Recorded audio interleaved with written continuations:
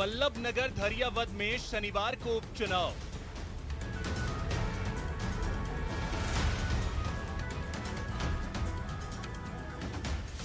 Congress BJP दोनों के लिए उपचुनाव अहम।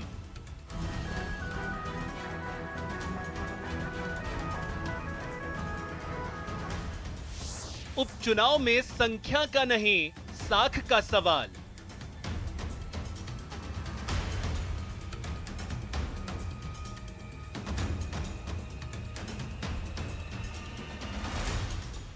अलवर धौलपुर पंचायत के नतीजों में पंजे का परचम।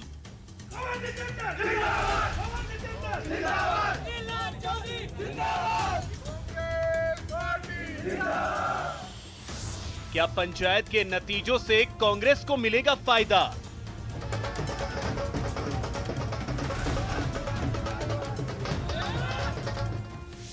क्या पंचायत के नतीजे उपचुनाव का ट्रेलर हैं?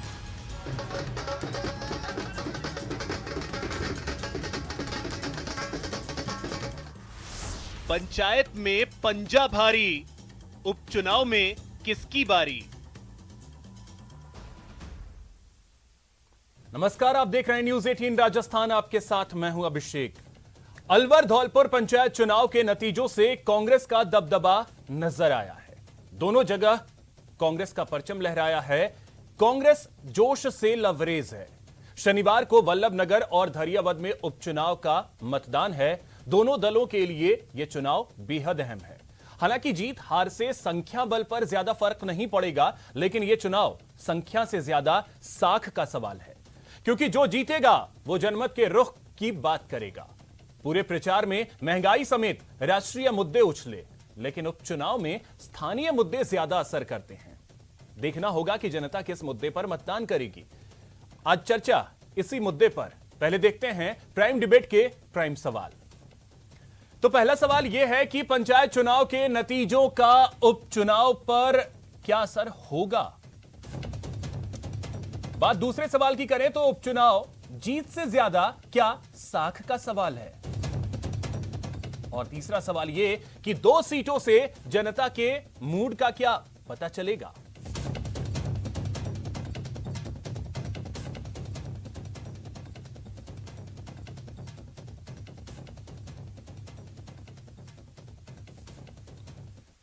तो चलिए इन्हीं सवालों के जवाब तलाशने की कोशिश करते हैं। हमारे साथ जो गेस्ट पैनल है, सबसे पहले उनका परिचय करवा दूं। हमारे साथ जुड़ रहे हैं आर तिवारी जी, कांग्रेस नेता हैं। मुकेश पारिक जी बीजेपी से हैं और मिथिलेश जैमिनी जी वरिष्ठ पत्रकार हैं। सर, आप तीनों का बहुत बहुत स्वागत है न्यूज 18 राजस्थान पर। आर तिवारी जी, चर्चा की शुरुआत आप ही से कर रहा हूं। जो परिणाम आए हैं अलवर और धौलपुर में, कांग्रेस संतुष्ट है इससे? सवाल संतुष्टि का नहीं है अभिषेक जी। सवाल ये कि कांग्रेस ने जो सामाजिक सुरक्षा का वादा किया जननायक अशोक गहलोत जी के नेतृत्व में, 18 महीने कोरोना के महामारी के बावजूद कांग्रेस ने जनता तक जो अपनी साख बनाई, भूखे नहीं सोने दूंगा, निशुल्क दवा, निशुल्क इलाज, 850 रुपए में 5 लाख का पारिवारिक बीमा, ये सारे काम थे जो कांग्रेस के जनता तक सीधे पहुंचे। लोकतंत्र में विपक्ष का जिम्मेदार होना और मजबूत होना भी जरूरी है, लेकिन सवाल है कि राजस्थान में हमारा जो विपक्ष है भारतीय जनता पार्टी, वो आपस की फूट में वो मुंगेरी लाल के सपने दे रहा है। वो तो मुख्यमंत्री के रूप में अपना आपको प्रोजेक्ट कर रहे सारे नेता, जनता से उनका जुड़ाव रहा नहीं। और इसलिए गांव की सरकार में भी धौलपुर अलवर में कांग्रेस ने अपना परचम फहराया है। और इसका असर कल हमारे 2 विधानसभा के जो उपचुनाव है, वल्लभ नगर का, धरियावद का, जनता की सेवा का जो संकल्प अशोक गहलोत जी ने लिया है, नहीं तो वो जो आप बात कह रहे हैं फूट की बात बीजेपी की, और आप जो अपने काम की बात कह रहे हैं, अलवर का जब मैं परिणाम देख रहा हूं, 352 में से 134 आपकी पार्टी जीती है और 120 जो है वो बीजेपी जीती है। तो आंकड़े तो ये बता रहे हैं कि मामूली सा मार्जिन है। मैं फिर कह रहा हूं अभिषेक, सत्तारूढ़ पार्टी जिस राज्य में होती है वहां उम्मीदवार ज्यादा होते हैं ताकि वो अपना आगे कैरियर बना सके उम्मीदवार बन करके। लेकिन चुनाव तो एक ही व्यक्ति को लड़ाया जा सकता है। कांग्रेस के अंदर सशक्त उम्मीदवार एक सीट पर ज्यादा थे, चुनाव करना पड़ा हमको एक ही सशक्त उम्मीदवार का। तो जो बागी जीते हैं 90 के आसपास, उनमें से अधिकांश हमारे ही साथी हैं। और कल ये बात दिखा देंगे कि सरकार के साथ में जो थे वो आज भी सरकार के साथ में। वहां जिला प्रमुख भी हमारा बनेगा, पंचायत के प्रधान भी हमारे बनेंगे। धौलपुर में तो भारतीय जनता पार्टी का सूपड़ा साफ हो गया। भारतीय जनता पार्टी की कद्दावर नेता वसुंधरा राजे जी का गृह जिला है वो, वहां भारतीय जनता पार्टी का सूपड़ा साफ हुआ है। वहां प्रधान भी कांग्रेस के 100% बनेंगे और जिला प्रमुख तो लगभग तय हो चुका। 17 हमारी जिला परिषद की सीटें जीती है। सवाल हम अहंकारी पार्टी वाले नहीं है, सवाल है कि राजस्थान की जनता ने इस बात को सिद्ध किया है। तो अगर ये चीजें धौलपुर में हुई तो अलवर में फिर कहां कमी रह गई? क्योंकि अलवर की स्थिति अगर आप देखें 16 में से केवल 5 पे स्पष्ट बहुमत मिला है, 11 में जोड़ तोड़ से इधर उधर करके बनेगा। 2 ऐसे भी जगह हैं, लक्ष्मणगढ़ और नीमराना, जहां पे आप लोगों से ज्यादा निर्दलीय जीत के आए हैं। वो निर्दलीय हमारे ही तो है, मैं आपको यही तो कह रहा हूं। अच्छा, निर्दलीय उम्मीदवार जो बने वो कांग्रेस से बागी होकर के बने, क्योंकि उनको लग रहा था मेरे को उम्मीदवार बना नहीं तो बागी लड़ लिए। आधार तो कांग्रेस का ही था, वो कांग्रेस के झंडे के नीचे विकास के काम करा रहे थे। और अशोक गहलोत और डोटासरा जी की टीम ने दोनों जिलों में भारतीय जनता पार्टी को आईना दिखाया है कि कमजोर विपक्ष राजस्थान की जनता को वो मुंगेरी लाल के सपने देखना बंद करे, जनता से जुड़े। ठीक है, तो अब इसका जवाब मैं मुकेश जी आपसे ले रहा हूं। मुकेश जी, क्या मुंगेरी लाल के हसीन सपने देख रहे थे? जब जनता पार्टी के मुंगेरी लाल के हसीन सपने देखना बंद करेंगे, हमारे दोनों उम्मीदवार धरियावद में और बल्लभनगर में भी जीतेंगे। ठीक है मुकेश जी, क्या मुंगेरी लाल के हसीन सपने सिर्फ बीजेपी देख रही थी? देखिए, बड़ा आश्चर्यजनक है कि कांग्रेस अगर इस जीत को बड़े उत्साह से मानती है तो अच्छा है, लेकिन हमने चुनाव जब चल रहे थे, चुनाव के समय भी और परिणाम आने से पूर्व भी हमने ये शिकायत भी की और ये हमारा तथ्यात्मक आरोप भी था कि कांग्रेस की सरकार ने अपनी मशीनरी का, सरकारी मशीनरी का जमकर दुरुपयोग किया। के कारण गिना रहे हो मुकेश जी, राजस्थान के सतीश जी भी कह चुके हैं कि राजस्थान की सरकार ने दुरुपयोग किया सत्ता का। आप हारने के कगार पे हो, उसके पहले तिवारी जी 1 मिनट उनको सुन तो लीजिए। हाईकमान को आपको लगना पड़ेगा, हाईकमान को जवाब देना पड़ेगा आपको। ठीक है तिवारी जी 1 मिनट सुन तो लीजिए उनको। पहले आप मेरी सुन लीजिए। जहां तक अलवर और धौलपुर के परिणाम का सवाल है, अलवर में कांग्रेस और बीजेपी में कोई भारी अंतर नहीं है, लेकिन तिवारी जी का इस प्रकार से ये कहना कि हम प्रधान और वहां बनाएंगे ही, तो ये इसकी साफ दर्शाता है इनकी मंशा का कि आखिर इनका ऐसा कौन सा तरीका है कि जहां पर पूर्ण बहुमत नहीं है उसके बावजूद ये अपना प्रधान बनाने का दावा कर रहे हैं। परिषद में आपने क्या किया था मुकेश जी, भूल गए क्या? ताजा घटना है, बहुमत कांग्रेस का था, आपने तोड़ मरोड़ करके अपना प्रमुख बना लिया खुद के गिरबान पे। जैसे मुकेश जी बातों का जवाब, तिवारी जी 1 मिनट सुन तो लीजिए उनको। जवाब दे देना, मैं आपकी बातों का जवाब। बोलिए मनीष जी। देखिए मुकेश जी बोलिए। कांग्रेस का किस प्रकार से कांग्रेस का आचरण इन चुनावों में रहा है, और सामान्य सी बात है कि इसमें जो सरकार है वो अपना प्रभाव डालती है उन चुनावों में और उसका फर्क पड़ता है। उसके बावजूद अलवर में भारतीय जनता पार्टी ने कड़ी टक्कर दी है और मेरा ये विश्वास है। तो मुकेश जी क्या फर्क पड़ता है? तो निश्चित रूप अगर बहुमत नहीं है, जयपुर में आपको बहुमत था जी, जयपुर में आपको बहुमत था? हमारे पास बहुमत नहीं था। अगर इनका कोई उम्मीदवार अगर उसकी कांग्रेस में न रह के वो कांग्रेस की हठधर्मिता से नाराज होकर वो अगर हमारे पास आता है, तो ये तो हम राजनीतिक पार्टी हैं। अगर हमारे पास कोई आता है, हमको समर्थन देता है और उसके समर्थन से हम अगर जिला प्रमुख बना पाते हैं तो इसमें कहाँ बुराई है? पूरा राष्ट्र जानता है कैसे आते हैं आपकी पार्टी में लोग, उनको डराया जाता है, धमकाया जाता है, प्रलोभन दिया जाता है।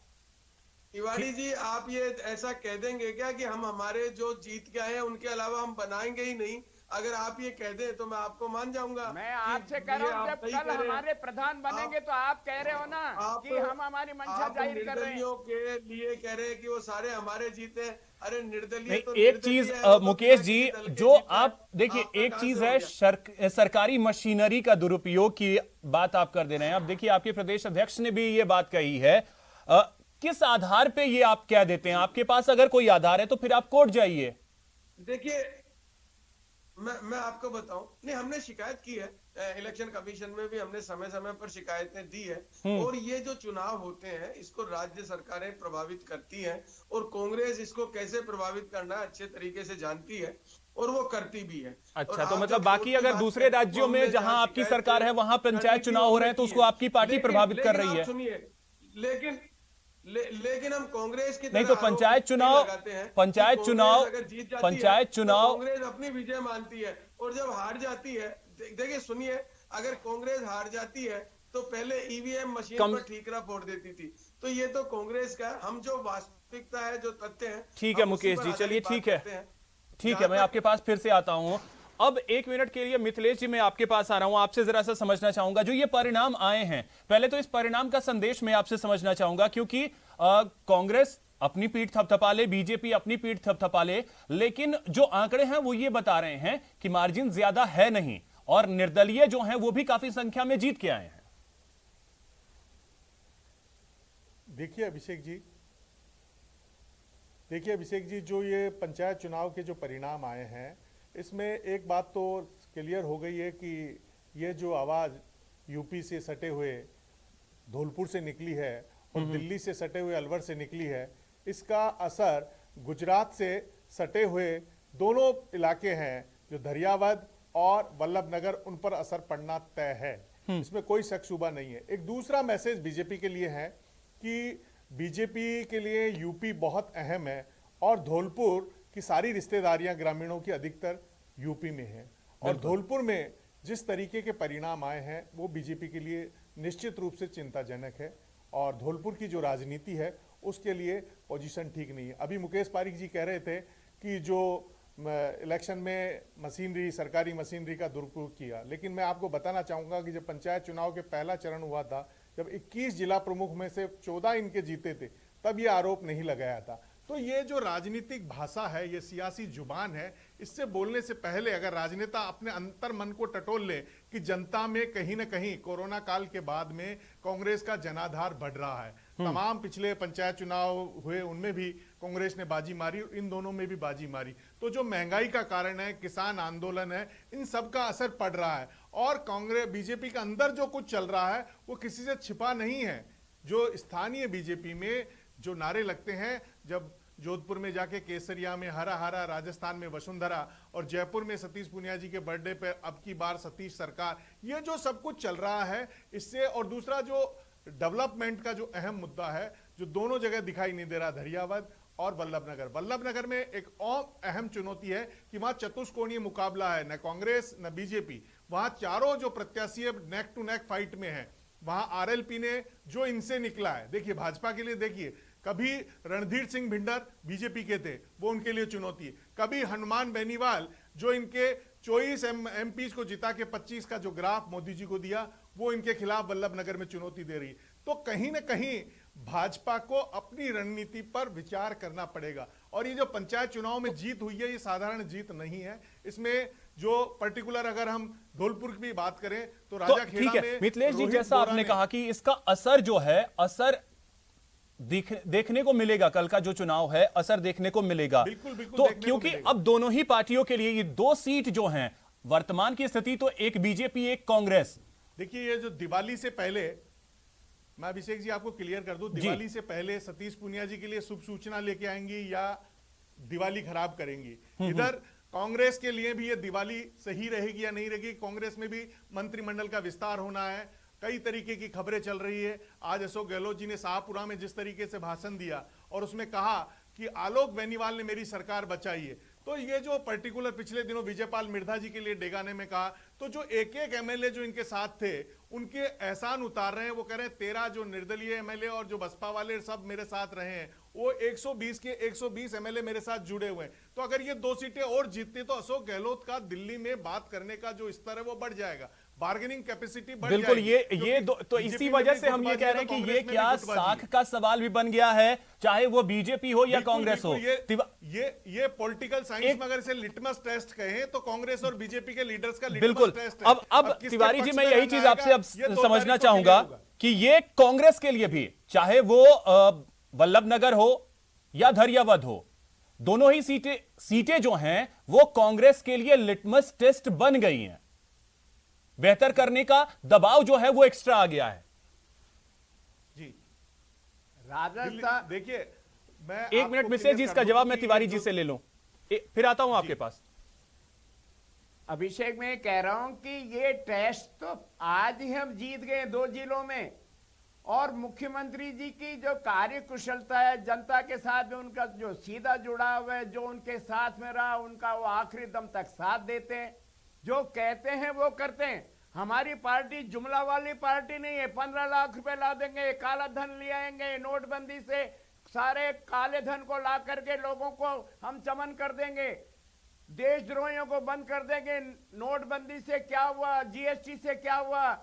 राजस्थान में सरकार ने कोरोना काल के बावजूद 1 लाख से ज्यादा बेरोजगारों को सरकार की नौकरियां दी है।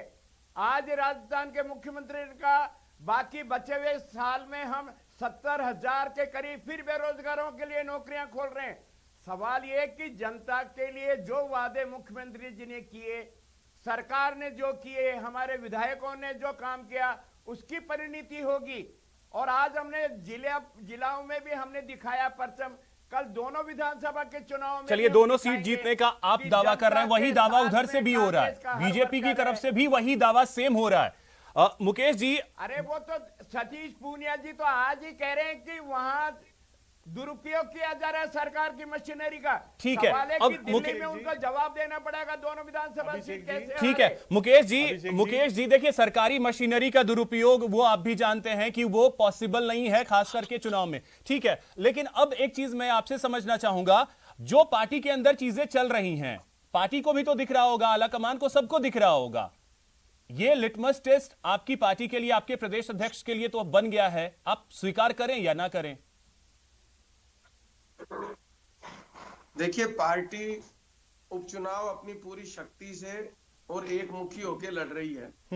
अभी तिवारी जी दावा कर रहे हैं दोनों सीटें जीतने का, ये आपसे भी छुपा नहीं हुआ है और सारा मीडिया भी इस बात को जानता है कि धैर्यवद की सीट जो है वो भारतीय जनता पार्टी निश्चित रूप से जीत रही है। इसमें कोई संदेह या दो राय किसी को नहीं होना चाहिए। कि आपके उम्मीदवार कन्हैया लाल है, तिवारी जी, मैं पूरी सतीश पूनिया जी ने कहा, अरे सतीश पूनिया जी का बयान है, कन्हैया लाल जी को जिताओ, उम्मीदवार कन्हैया लाल है क्या आपके यहाँ? वो तो डोटासरा जी गांधी जी की बात 2013 की करते हैं। देखिए, अब ये छोड़िए, आप इन बातों में मत जाइए।